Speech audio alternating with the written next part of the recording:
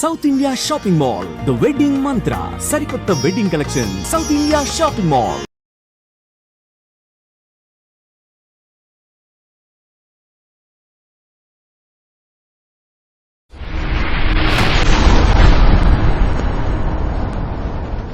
చిన్నప్పుడు మీకు ఎవరైనా పురాణ గాథలు, పెద్దవాళ్ళు కథలు చెప్తుంటారు ఇంట్లో, మిమ్మల్ని నిద్రపుచ్చుతో చెప్పడం, ఇంట్లో అమ్మమ్మ కానీ నాయనమ్మ గారి అట్లా అలా ఆంట్స్ కానీ ఏమైనా చేశారా, లేక మీరు మై గ్రాండ్ మదర్ ఇందాక చెప్పాను కదా, ఏదో ఎపిసోడ్లో రామాయణం గురించి keep on telling me. Ramayanam గురించి చెప్పేవారు, రామకోట రాసేవారని చెప్పారు.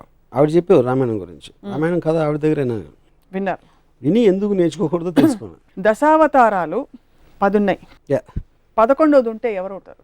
11దా?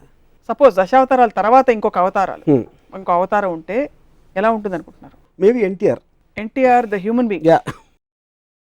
ఎన్టీ రామావతారం అవుతుందా? నాకు అందరి దేవుళ్ళు కానీ ఎక్కువ ఎన్టీఆర్ కనెక్ట్ అయ్యాను. ఆయన చేసిన మూలానో వాట్ ఎవర్ మూల, even as a political person, as a politician, as a human being. As a human being, I felt that he has far more better qualities than Rama and Krishna, original Rama and Krishna. Like for example? Everything. Like the way he speaks or the way he comes across, whatever it is. పురాణాలు కేవలం ఇది role models అంత hype లేకపోతే, కేవలం కథల్ని వాస్తవాలుగా చూడగలిగితే వాటికి తావు ఉందని మీరు అనుకుంటున్నారు? అలాంటి స్టోరీస్ పురాణాలకి దేవుడు కనెక్షను, లేకపోతే ఏముంటుందని ఒక లార్జర్ దెన్ లైఫ్ ఆస్పెక్ట్, ఒక దైవత్వం లేని ఆస్పెక్ట్లో కేవలం కథలుగా వస్తే, నాకు తెలిసి బి గ్రేడ్ సినిమా ప్రొడ్యూసర్ కూడా దాన్ని యాక్సెప్ట్ చేయడు. అంత లాజిక్ లేని, అబ్సల్యూట్ క్లారిటీ లేని కథలని. ఇప్పుడు ఫర్ ఎగ్జాంపుల్ ఈ ఎపిసోడ్ చూసిన తర్వాత విశ్వ హిందూ పరిషత్ వాళ్ళు వచ్చి మీ మీద దండయాత్రకు వచ్చి మిమ్మల్ని మీతో ఒక డిబేట్కి రెడీ అంటే మీరు రెడీయా? ఇప్పుడు విశ్వ హిందూ పరిషత్ ఎవరు నాకు తెలియదు. ఫస్ట్ ఆఫ్ ఆల్ నా పాయింట్, ఎవరైనా కానీ, ఇప్పుడు నేను ఇందాక ఒక చెప్పాను, నేను I don't claim to be an expert on Ramayanam. నేను ఒక మామూలుడికి ఆ పురాణాల గురించి ఎంత తెలుసు నాకు అంతే తెలుసు. దాని గురించి నేను మాట్లాడతాను.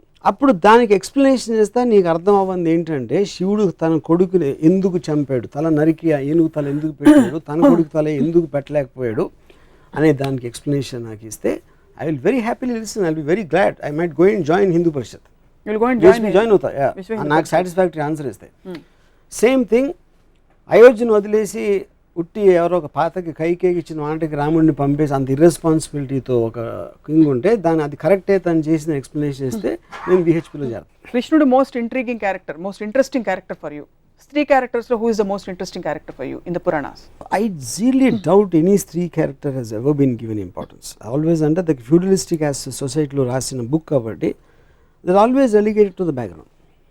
నేను ఎప్పుడు ఏ క్యారెక్టర్ కూడా, అంటే మహాభారతంలో టు ఎన్ ఎక్స్టెంట్ జరిగి ఉండొచ్చు అది, బట్ నేను రామాయణంలో మాత్రం అసలు గుర్తు కూడా. రిమోట్ కంట్రోల్స్ అని స్త్రీల దగ్గర ఉన్నాయి, కైకే దగ్గర ఉంది ఒక పక్క, సీతమ్మ వారి వల్లే మొత్తం అసలు రామాయణం. అంటే అది ఇన్స్టిగేటర్ ఆస్పెక్ట్కి మూవ్ చేసిన దానికి ఒక మనం రోల్ మోడల్స్ గురించి మాట్లాడతాం. రోల్ మోడల్స్ అనే దగ్గర స్త్రీలు ఎప్పుడు నాకు ఎక్కడ కనపడలేదు. సీతమ్మ వారి సహనానికి ప్రతీక, భూదేవ్ అంతటి సహనం సీతమ్మ వారిది. ఎలాగా అంటే అప్పుడు ఏంటంటే దాన్ని రాసింది, నేను ఏం చేసినా పడి ఉండాలి అని మగోడు ఒక స్త్రీని నొక్కి పట్టించడానికి ఒక సీతమ్మ వారి ఒక ఎగ్జాంపుల్ ఇచ్చి ట్రై చేశారు ఫ్యూడల్ కైండ్లో. I think that is what it is.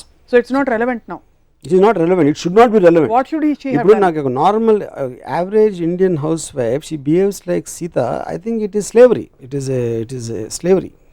ఏం చేస్తుంటారు ఇప్పుడు? మోడర్న్ రామాయణం జరుగుతుంది, తను ఊరుకోదు ఇలా చేస్తే. ఎవరైనా ఎత్తుకుపోయారండి. ఇప్పుడు ఏ స్త్రీ అయినా వచ్చేసి అడవికి వెళ్ళిపోతే అని భార్య, మీరు వెళ్ళిపోతే నేను వచ్చేస్తాను వెనకాలంటదా? ఎందుకు మీరు అడగాలని ప్రవోక్ చేస్తుంది కదా ఎవరైనా. అంటే అప్పుడు ప్రవోక్ చేయకపోతే పతివ్రత కదా. ఏ ఇంట్లో కూడా మన కుటుంబం మనది మనం చూసుకోవాలి ఎవరైనా సరే అనేది ఒక థర్డ్ అబ్జర్వేషన్ ఇవ్వటం అనేది ఏ భార్యకైనా తన రెస్పాన్సిబిలిటీ.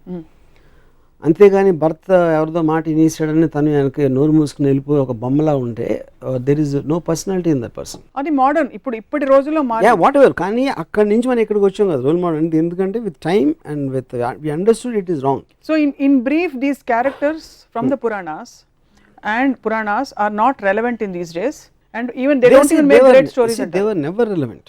అదేదో బుక్స్ లో మనం మాట్లాడి భజన చేసుకోవడానికి ఉంటుంది. Practically you cannot apply, and they never applied also. ఏ స్త్రీ కూడా సీతను రోల్ మోడల్గా తీసుకోలేదు. 100% ఐఎమ్ షూర్. సీతని పూజించవచ్చు బ్లైండ్గా, ఏం అర్థం చేసుకోకుండా. కానీ ఇంటికి వచ్చి సీతలా ఉండడం మాత్రం జరగదు. సీతమ్మ వారిని రాముడితో పాటు రాముడి పత్నిగా పూజిస్తారు, విడిగా ఎవరు పూజించారు. ఫస్ట్ ఆఫ్ ఆల్ మీరు అన్నది రైటే. సో ఎనీ అదర్ క్యారెక్టర్ మహాభారతంలో ఎవరు మీకు అసలు? Nothing comes to my mind. Nothing comes to your mind. So it was always a male dominated. Because it is written in federalist times. Which is not relevant in democracy. నిజంగానే అవతార పురుషులు అంటారు, అవతార స్త్రీలని ఎందుకు అంటారు? అది point. So what would you like to tell our viewers Varma గారు అబౌట్ ఇప్పుడు ఇంత డిస్కషన్? అంటే ఇది directly connected to life. This is all related again to God or anything super aspect. So I don't think the answer will be very different. నా point ఏంటంటే, మీకు చదివారు, మీకు ఆనందం వస్తుంది, మంచి మ్యూజిక్ పీస్ అన్నారు, దాంట్లో ఏమైనా అర్థం చేసుకోవాల్సిన అవసరం లేదు. ఆ తర్వాత రాముల వారు ఇలా వెళ్ళారు, రాముల వారు భద్రాచలం వెళ్ళారు అని వినటానికి మీకు బాగుంటే దట్ ఈస్ యువర్ కాల్. మీ ఎలాంటి మ్యూజిక్ ఇష్టం, ఎలాంటి కథ ఇష్టం అనేది మీ సెన్సిబిలిటీ, మీ ఎక్స్పోజర్, మీ ఐక్యూ లెవెల్ అలాంటి రకరకాల ఆటల మీద ఆధారపడి ఉంటుంది. కానీ పాయింట్ ఏంటంటే, మీరు పూజించే ఒక గ్రంథం, మీరు పూజించే పురాణ పురుషులు అసలు నిజంగా ఆ పూజలకి అర్హుల అనేది క్వశ్చన్ చేసుకుంటాం అనేది ప్రోగ్రెషన్కి సింబల్. అది ఒకటి నేను చెప్పేది. ప్రోగ్రెషన్ అన్నారు కాబట్టి ఈ క్వశ్చన్ అడుగుతున్నాను. అప్పట్లోనే పురాణాల్లో progressive thoughts, for example homosexuality లాంటి కొన్ని బలమైన, ఇప్పుడు ఇంకా వివాదాస్పదం అవుతున్న కొన్ని అంశాలు అప్పుడే ప్రస్తావించారు. అప్పుడు ప్రోగ్రెసివ్ టైమ్స్ కాదంటారు. అయితే ఇప్పుడు అది ప్రస్తావించి తర్వాత వెనక్కి ఎందుకు వచ్చామన్న, పుష్పక విమానం కట్టేసి ఎయిర్ ఇండియాకి వచ్చి అప్పుడు అది చెప్పి ఇప్పుడు కూడా సెక్షువల్ రిప్రెషన్ పెట్టి అప్పుడు అక్కడ ఏదో మనం టెలిస్కోప్ దిక్సూచి ఉంది అని చెప్పి ఇటలీ అమెరికా కనిపెట్టిన 40 సంవత్సరాలకి మన దేశానికి వచ్చి అక్కడ కనిపెట్టి అక్కడ ఎందుకు ఆపేసి, ఎందుకంటే మనం కనిపెట్టలే, ఇది అదేమీ లేదు, అది ఎవరో రాసుకున్నారు. ఆ పర్టికులర్ రాసిన అతను తనకి గే ఫీలింగ్స్ ఉంటే తను రాసేసి ఉంటాడు. But that doesn't mean it is representative of the society. Latest tweet ఏంటి రాంగోపాల్?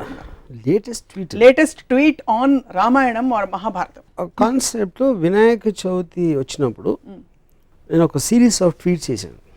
నేను ఐసిస్, అల్ ఖైదా లాంటి ఒక విపరీత టెర్రరిస్ట్ ఆర్గనైజేషన్లు చేసే ఘోరాల తర్వాత అంతకు మించిన ఘోరం నేను విన్నది, ఒక తండ్రి తన ఇంట్లోకి రానియట్లేదని ఒక కొడుకు తల నరికేశాడు అని నేను పెట్టిన ట్వీట్.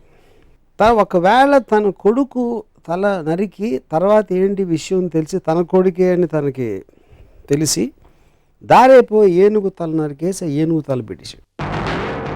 ఏనుగు తల పెట్టి మనిషి మీద పెట్టే శక్తి ఉన్నప్పుడు తన కొడుకు తలే పెట్టచ్చు కదా, మళ్ళీ ఏనుగు తల ఎందుకు అనేది ఒక ట్వీట్ పెట్టాను. నాకు గణపతి కథ అలా చెప్పారు. ఫస్ట్ శివుడు అనే దేవుడికి తన కొడుకు తనే తెలియదా ఒకటి, అది పక్కన పెడదాం. ఒక చిన్న పిల్లడు లోపలికి రావద్దు అన్నాడు, కానీ అటాక్ కూడా చేయలేదు. నన్ను రావద్దు అంటావు రా అని తల నరికేస్తే నాకు తెలిసి తాలిబాన్ కూడా చేయలేదు, కానీ మన దేవుడు చేశారు. దాని తర్వాత ఏనుగుని చంపితే ఇప్పుడు WWF అంత గోల్ చేస్తారు, మేము సినిమాలో కుక్కను పెడితే సెన్సార్ వాళ్ళు కుక్కర్ని ఏమన్నా చేశారా అని అడుగుతారు. ఏమి అన్నం పోయిన తెలియదు, ఏనుగుని చంపేసి దాని తలను పెట్టారు. ఆ తల ఎందుకు పెట్టలేదు అదో క్వశ్చన్. దాని మీద బాంబేలో ఒక శివసేన ఇలాంటి ఎంఎస్ గ్రూప్ వాళ్ళు ఇలాంటి ట్వీట్లు పెడతాంటే గణపతి అంటే చాలా పెద్ద ఈవెంట్ బాంబేలో. అంటే దాంట్లో ఒక లీడరు ఇప్పుడు మనం గొడవ చేస్తే దీని గురించి దాంట్లో లాజిక్ అంతా బయటికి లాగుతారో తనకే పబ్లిసిటీ వస్తుంది, వదిలేయండి అని చెప్పాడు. సో నా పాయింట్ ఏంటంటే, అది ఇప్పుడు మనం బ్లైండ్గా ఫాలో అవ్వటానికి ఒక దేవుడికి ఉన్న క్వాలిటీస్, ఆ దేవుడికి ఉన్న ఆ పర్టిక్యులర్ పురాణ పురుషుడికి ఉన్న క్వాలిటీస్ అనేది మనకు చాలా ఇంపార్టెంట్ స్టడీ చేయడం. నేను బ్లాటెంట్గా ఇలాంటి ఆస్పెక్ట్స్ ఉన్నప్పుడు దాన్ని క్వశ్చన్ చేయకుండా కేవలం దేవుడు చేశాడు కాబట్టి వదిలేసాం, తాలిబాన్ చేస్తే, అల్ ఖైదా చేస్తే వాళ్ళని రాక్షసులు అంటాం. ఇది ఒక ఎగ్జాంపుల్. రెండో ఎగ్జాంపుల్, రాముడు వనవాసానికి వెళ్ళిపోయాడు, సీతమ్మ లక్ష్మణుడు ముగ్గురు వెళ్ళిపోయారు. 14 సంవత్సరాలకి సరిపడా వాళ్ళకి బట్టలు ఆభరణాలు ఇచ్చారు. అవి ఎవరు మోసారని ఒక ట్వీట్ పెట్టారు. రాముడు మోసాడు, సీత మోయదు అంటే లక్ష్మణుడు మోసాడా? ఒకవేళ ఇవ్వకపోతే అవే బట్టలతో 14 సంవత్సరాలు ఉన్నారా? లేకపోతే అడవిలో వేరే బట్టలు ఎక్కడ కొనుక్కున్నారు? లేకపోతే ఆకులను కట్టుకున్నారు? ఇలాంటివి ట్వీట్ చేశారు. అదేంటి, నాకు కించపరచడం కాదు, దాని గురించి జోక్ చేయడం కాదు. ఇలాంటి ఫండమెంటల్ ఎలిమెంట్స్ గురించి నేను సినిమా తీస్తే 1,00,000 రకాల రివ్యూలు రాస్తారు. రామాయణ మహాభారతంలో నేను తీసే అతి చెత్త సినిమాలు కానీ ఎక్కువ లొసుకులు ఉన్నాయని నా ఫీలింగ్. వాటికి ఎవరు ఇంత పూజిస్తారు కానీ రివ్యూస్ రాయరు. నా సినిమాలు ఏమో చూడరు, ఫ్లాప్ చేయిస్తారు. ఆ జలసీ తోటి నా మనసులోంచి వచ్చిన ఒక ఆక్రోషంలోంచి ఆ ట్వీట్స్ వచ్చాయి.